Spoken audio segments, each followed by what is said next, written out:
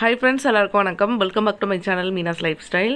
இன்றைக்கி நம்ம சேனலில் பார்க்க போகிறது ஒரு சின்ன மார்னிங் விளாக் தான். மார்னிங் பிரேக்ஃபாஸ்ட்க்கு என்ன பண்ண அப்படின்றது மட்டும்தான் இந்த விளாகில் நம்ம பார்க்க போகிறோம். இன்றைக்கி பிரேக்ஃபாஸ்ட்க்கு இட்லி சாம்பார் பண்ண போகிறேன். இந்த இட்லி சாம்பார் வந்து பார்த்திங்கன்னா நம்ம சேனலில் ஆல்ரெடி நான் ரெசிபி ஷேர் பண்ணியிருக்கேன். ரொம்ப சூப்பராக இருக்கும். அந்த வீடியோ வந்து பார்த்திங்கன்னா நல்ல ஒரு ரீச் இருந்தது. அந்த வீடியோட லிங்க் டிஸ்கிரிப்ஷனில் கொடுக்குறேன். இதுக்கு துவரம் பருப்பு, ஒரே ஒரு கத்திரிக்காய், ஒரே ஒரு கேரட்டு, கொஞ்சம் பூண்டு, அப்புறம் வந்து பார்த்திங்கன்னா கொஞ்சமாக மஞ்சத்தூள் சேர்த்துக்கிறேன். ஸோ இது எல்லாத்தையும் சேர்த்துட்டு ஃபஸ்ட்டு வந்து பருப்பு நல்லா வேக வச்சுக்கலாம்.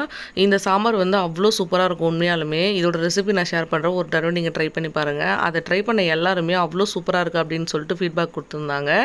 ஸோ அந்தளவுக்கு அந்த சாம்பார் வந்து அவ்வளோ சூப்பராக இருக்கும். அந்த வீடியோட லிங்க் வந்து கீழே டிஸ்கிரிப்ஷனில் இருக்குது. அதில் வந்து நிறைய காய் சேர்த்துருக்க மாட்டேன். இப்போ வந்து இதில் கொஞ்சம் காய் சேர்த்து பண்ணுறேன். அவ்வளோதான் டிஃப்ரெண்ட்டு. ஃபஸ்ட்டு இதில் சேர்க்கறதுக்கான தக்காளி நான் கட் பண்ணி எடுத்துக்கிறேன். துவரம்பருப்பு வந்து பார்த்திங்கன்னா ஒரு 4 டைம் நல்லா வாஷ் பண்ணிவிட்டு எடுத்து வச்சுருக்கேன். இதில் ஃபஸ்ட்டு வந்து பூண்டு சேர்க்கணும். இட்லிக்கு சாம்பார் வைக்கிறதுல ஒரு சின்ன ட்ரிக்ஸ் எல்லாம் இருக்குது. அதெல்லாம் ஃபாலோ பண்ணோம் அப்படின்னாலே கடையில் வாங்குகிற சாம்பார் மாதிரி அவ்வளோ சூப்பராக இருக்கும்.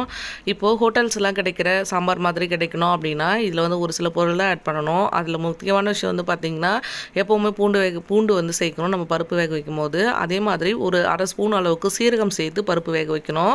அந்த மாதிரி வேக வைக்கும் போது வந்து பார்த்திங்கன்னா ஒரு நல்ல ஃப்ளேவர் கிடைக்கும். இந்த 2 டிப்ஸையும் ஃபாலோ பண்ணுங்கள். அடுத்ததான் நீங்கள் எப்போதுமே வந்து இட்லிக்கான சாம்பார் வந்து தாளிக்க போகிறீங்க அப்படின்னா அது தாளிக்கும் போது கொஞ்சமாக சோம்பு சேர்த்து தாளிக்கணும். இந்த சோம்பு மட்டும் ஸ்கிப் பண்ணாமல் நீங்கள் சேர்த்து தாளிச்சிங்க அப்படின்னாலே அது ஒரு சூப்பரான ஃப்ளேவர் இருக்கும். கண்டிப்பாக வந்து இதை நீங்கள் மிஸ் பண்ணாமல் ட்ரை பண்ணுங்கள். அந்த வீடியோட லிங்க்கு டிஸ்கிரிப்ஷனில் கொடுக்குறேன். ஒரு தடவை நல்லா அந்த சாம்பார் நீங்கள் ட்ரை பண்ணி பார்த்தீங்க அப்படின்னா உங்களுக்கும் பிடிக்கும். அடுத்ததாக தண்ணி சேர்த்துட்டு பருப்பு ஒரு பக்கம் வேக போட்டுட்டேன். வெந்ததுக்கு அப்புறமா எண்ணெய், கடுகு, அடுத்ததாக கொஞ்சமாக சோம்பு சேர்த்துக்கிறேன். கொஞ்சம் கருவேப்பிலை, ஒரே ஒரு காஞ்ச மிளகாய். அடுத்ததாக நம்ம சாம்பார் தூள் வச்சுருப்போம் இல்லையா, அதில் கொஞ்சம் சேர்த்துட்டு தண்ணி சேர்த்துக்கணும். அவ்வளோதான். இப்படி தான் இதை நம்ம தாளிப்போம்.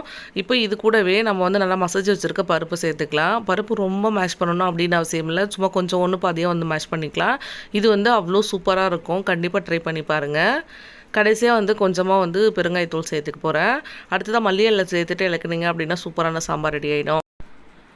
இந்த பக்கம் வந்து பார்த்திங்கன்னா மதியத்துக்கு பொரியல் பண்ணிகிட்ருக்கேன். இதே சாம்பார் தான் மதியம் நான் ரைஸ்க்கு எடுத்துக்க போகிறோம். ஸோ அதனால வந்து கொஞ்சம் காரமாக வந்து பொரியல் பண்ணிகிட்ருக்கேன். ஒரே ஒரு கேப்சிகம், ஒரு உருளைக்கிழங்கு, கொஞ்சமாக கேரட் சேர்த்துட்டு பொரியல் பண்ணிகிட்ருக்கேன். அது கொஞ்சம் காரமாக செஞ்சேன் அப்படின்னா இந்த சாம்பார்க்கே ஓகேவாக இருக்கும். இப்போது காலைல பிரேக்ஃபாஸ்ட்க்கு வந்து இட்லி சாம்பாரும் தான் எடுத்துக்கிட்டோம். அவ்வளோ சூப்பராக இருந்தது. அவ்வளோதான் எங்களோட பிரேக்ஃபாஸ்ட்டு. கண்டிப்பாக வந்து இந்த மாதிரி நீங்கள் ட்ரை பண்ணி பார்த்தீங்க அப்படின்னா உங்களுக்கு இந்த சாம்பார் பிடிக்கும். இந்த மாதிரி இன்னும் நிறைய வீடியோ பார்க்க நம்ம சேனலை சப்ஸ்கிரைப் பண்ணிக்கோங்க. பக்கத்தில் இருக்க பெல் ஐக்கனும் கிளிக் பண்ணி வச்சுக்கோங்க. இன்னொரு யூஸ்ஃபுல்லான வீடியோ பார்க்கலாம். அது வரைக்கும் தேங்க்யூ. பாய்.